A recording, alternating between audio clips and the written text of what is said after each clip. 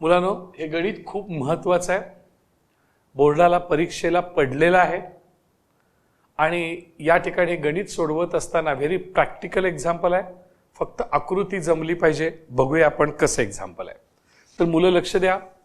A storm broke a tree. एक वादळ आहे. स्ट्रॉमला काय म्हणायचं सांगा सर? वादळ. आणि वादळाने एक झाड मोडलं. म्हणजे या ठिकाणी लक्षात घ्या, हे जे आहे ह्याला आपण जमीन म्हणूया. लँड, जमीन. आता जमिनीवर झाड असणार ना, झाड कुठं असणार? जमिनीवर असणार. मग हे उंच झाड आहे, लक्षात घ्या, असं म्हणूया. ह्या झाड आहे ते ए बी. कळलं सर? ह्याला आपण ट्री म्हणूया. हे झाड आहे. वादळामुळे हे झाड काय झालं? कट झालं. कट झाल्यानंतर सर हे जे आहे, हा वरचा जो शेंडा आहे तो असा खाली येऊन पडणार की नाही? असा वरचा असा येणार की नाही खाली असा?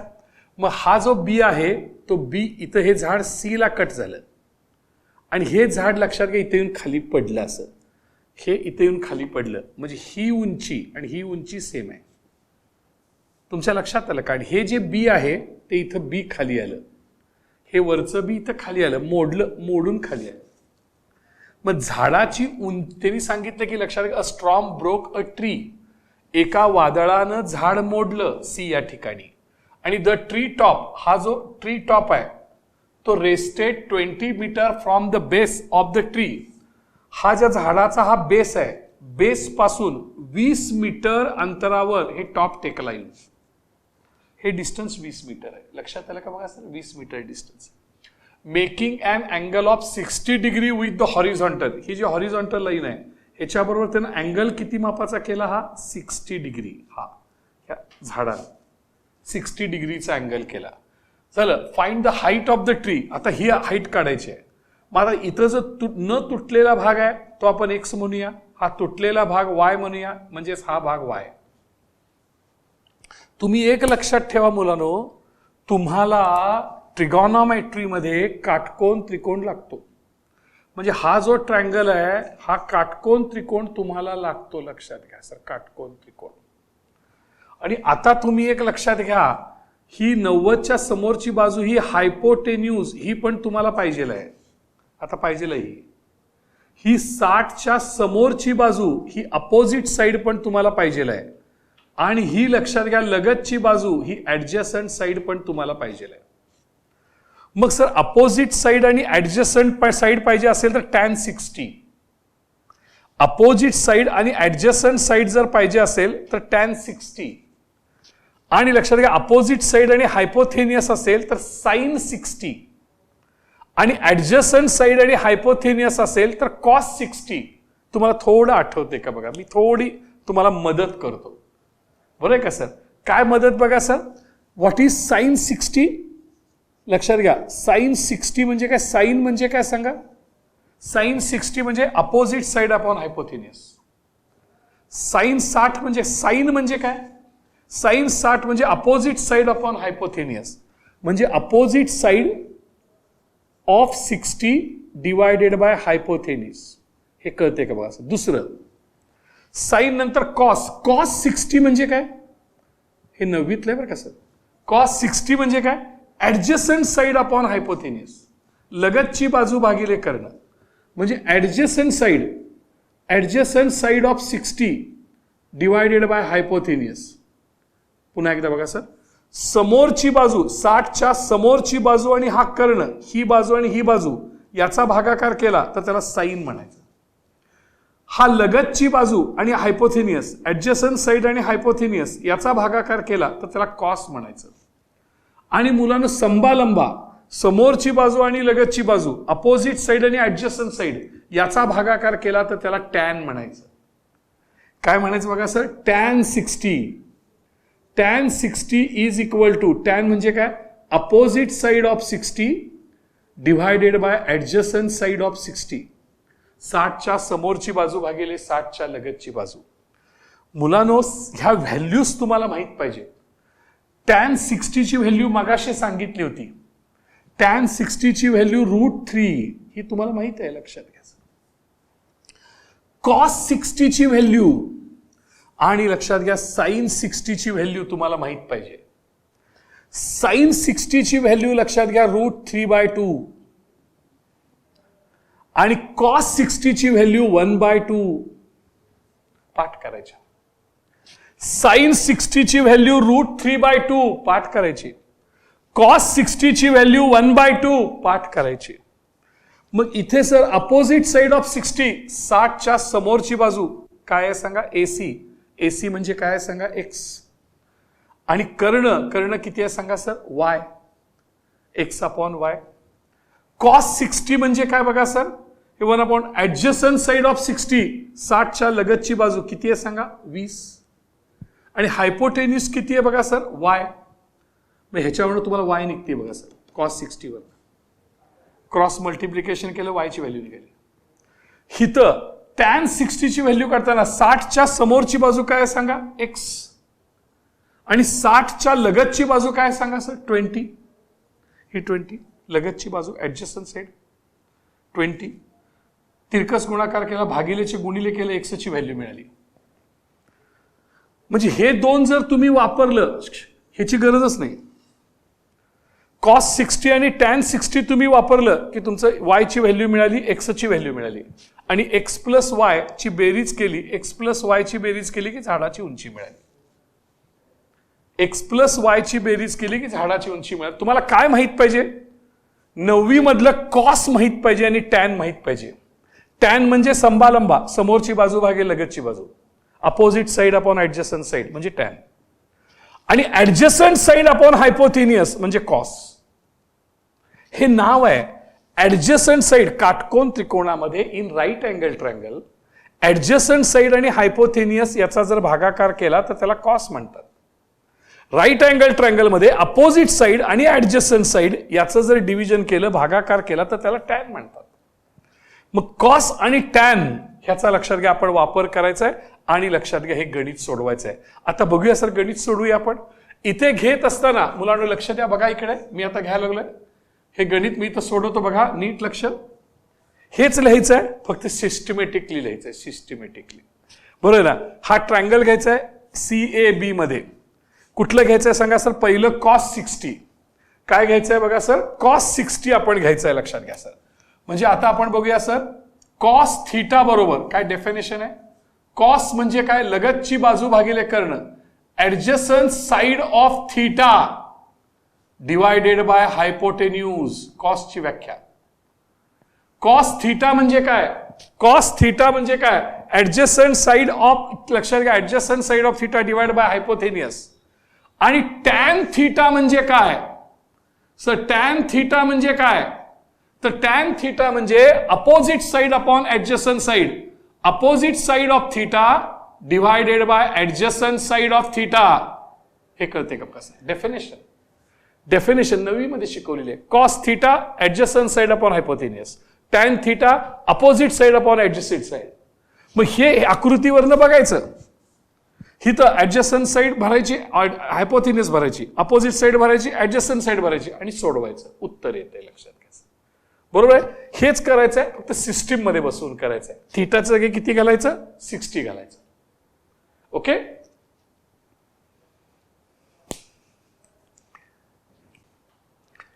पहा मुलांनो, पेज नंबर 139 वर प्रॉब्लेम सेट आहे आणि या प्रॉब्लेम सेट मधलं 8वं एक्झाम्पल आपण पाहतो आहोत. 2 buildings are in front of each other. 2 इमारती एकमेकाच्या समोर आहेत. बघूया आकृती कशी काढता येईल सर आपल्याला. 2 इमारती एकमेकांच्या समोर आहेत.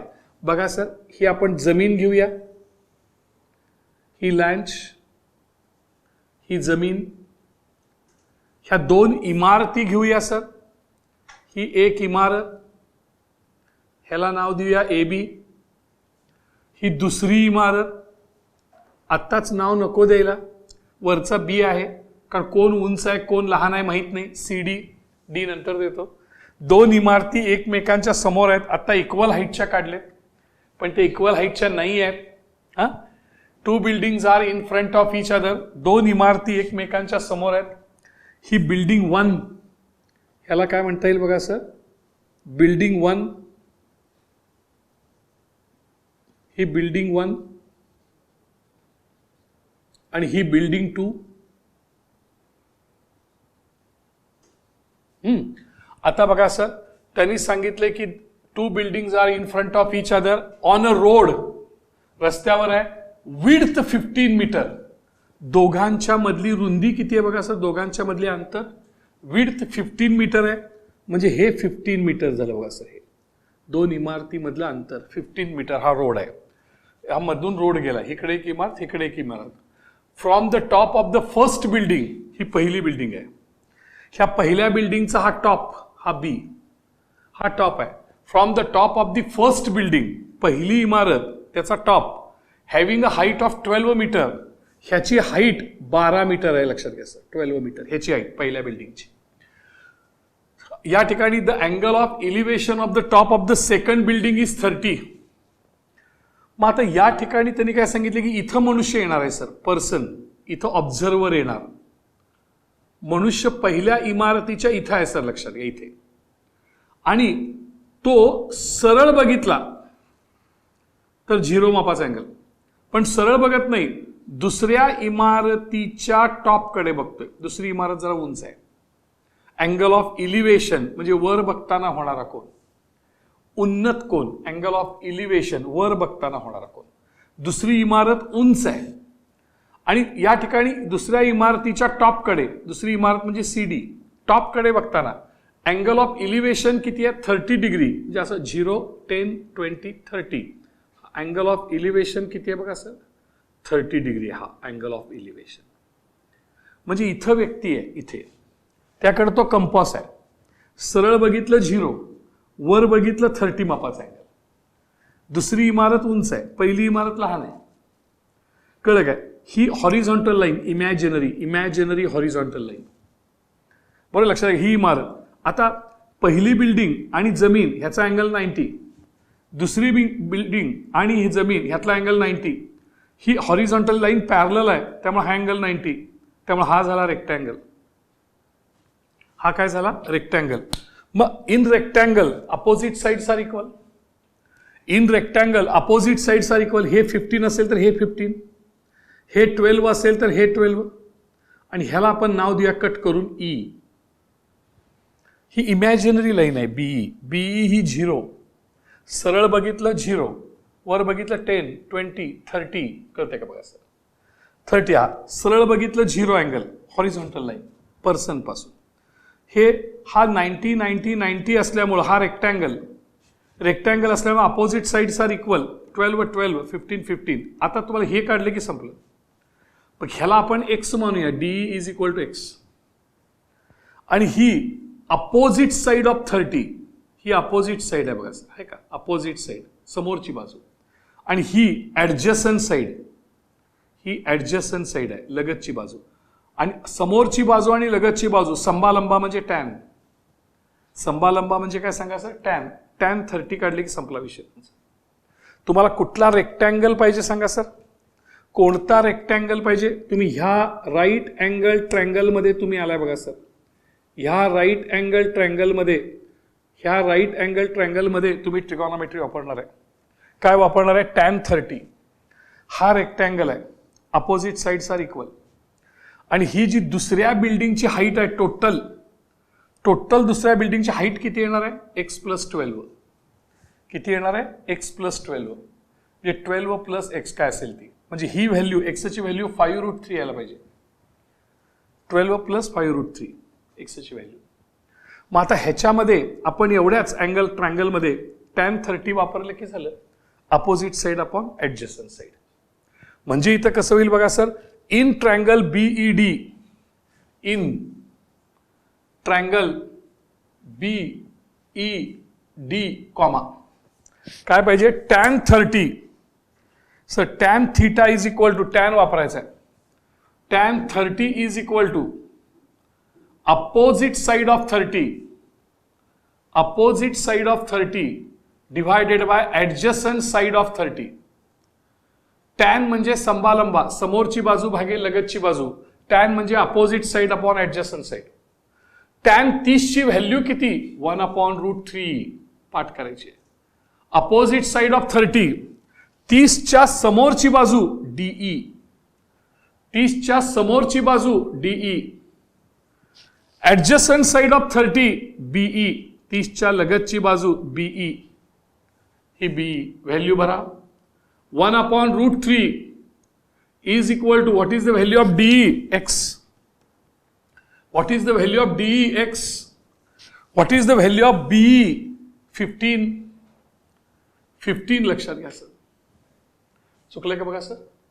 नाव भागिले 15 चे गुणिले 15 डिवाइड बाय 15 चे मल्टिप्लाइड बाय 15. कारण तुम्हाला इथं x ची व्हॅल्यू काढायची. कोणाची व्हॅल्यू काढायची? x ची. म्हणजे हे भागिले 15 चे गुणिले 15 म्हणजे कसं होईल? 1 into 50. आडवी रेष घ्या इथं. इथं आडवी रेष डिवाइड बाय √3 आहेच. डिवाइड बाय 15 चे into 15. 1 into 15. Therefore 15/√3 is equal to x. पण डिनॉमिनेटर मध्ये √3 चालते काय? नाही चालत. मग काय करायचं? रॅशनलायझेशन. म्हणजे √3 नी मल्टिप्लाय करायचं, √3 नी डिवाइड करायचं. तुमच्या लक्षात आहे का बघा सर? म्हणजे 15/√3 आहे असं is equal to x. In the denominator √3 चालत नाही. मग काय करणार? ह्या √3 न मल्टिप्लाय करायचं, ह्या √3 नी डिवाइड करायचं. लक्षात आलं का बघा? ह्याला म्हणायचं रॅशनलायझेशन. का तर हे √3 आम्हाला चालत नाही. आता काय होणार बघा सर? आता is equal to x √3 into 3. √3 into √3 म्हणजे 3. कळतंय का बघा sir? √3 into √3 is equal to 3. हे लक्षात येते का बघा सर? √3 into √3 म्हणजे 3 आणि इथं 15 into √3. 15 into √3. मग इथं भाग जातोय बघा सर. 3च्या पाड्यामध्ये 15 येते. 3 1 जा 3, 3 5 जा 15. त्यामुळे आन्सर किती आलं बघा sir? 5√3. 5√3 is equal to x. हे कळलं का बघा सर? 5√3. आपल्याला काय पाहिजे? Height of the second building CD. Height of the second building HEIGHT. Height of the second building. Height of the second building is equal to काय बघा sir? CD. CD. CD means what? CE plus ED. CE plus ED. Value of CE किती आहे बघा sir? 12. Value of ED किती आहे बघा sir? x. 12 plus x. What is the value of x? 5√3. Therefore 12 plus 5√3. 5√3 metre. हे उत्तर 12 plus 5√3 metre. लक्षात घ्या मुलांनो. Same example. पहिली इमारत first building AB, second building CD. लक्षात आहे का सर? दुसरी इमारत उंच आहे. पहिल्या बिल्डिंगच्या टॉपवर गेलाय. सरळ बघितलं 0. दुसऱ्या बिल्डिंगच्या टॉपकडे बघितलं. Angle of elevation 30.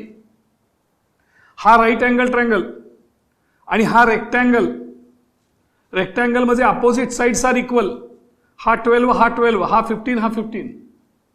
आणि मग याच्यामध्ये लक्षात घ्या अपोजिट साइड आहे ही. Opposite side of 30, adjacent side of 30. Opposite side by divide adjust side म्हणजे tan 30. हा tan 30 वापरला. Same example homework. तर इकडे घे कॅमेरा. Same example homework. पास आकृती सेम येणार आहे, फक्त आकडे चेंज आहेत. बघा लक्ष द्या सर. या ठिकाणी 2 buildings are facing each other. लक्ष आहे का बघा सर? इथे पुन्हा लँज सेम. तुम्ही घरी सोडवायचं आहे. होमवर्क आहे, मी करणार नाही आहे, फक्त मदत करायला लागलोय. ही पहिली बिल्डिंग लहान आहे AB. दुसरी बिल्डिंग मोठी आहे CD. बरोबर आहे सर? हा बिल्डिंगचा टॉप आहे. त्यांनी साइड म्हणले road of the width 12 metre. हा जो रस्ता आहे दोन इमारतीच्या मधला, ह्याची रुंदी जी आहे ती 12 मीटर विड्थ, रस्त्याची रुंदी. From the top of the first building which is 10 metre high. पहिल्या बिल्डिंगची उंची 10 metre. The angle of elevation from the top of the second building is found to be 60. इथं मनुष्य आहे, जर त्यानं सरळ बघितला असता तर 0 मापाचा कोन कट झालं ई, पण त्यानं वर बघितलं असा अँगल, किती मापाचा कोन झाला बघा सर, 60 हा कोन, अँगल ऑफ इलिव्हेशन वर बघताना होणारा कोन, अँगल ऑफ इलिव्हेशन वर बघताना होणारा कोन 60. तर त्यांनी सांगितलं find the height of the second building.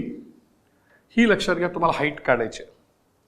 मग या ठिकाणी जर तुम्ही बघायला गेलात तर पहिली बिल्डिंग आणि जमीन यातला कोन 90, दुसरी बिल्डिंग आणि जमीन यातला कोन 90.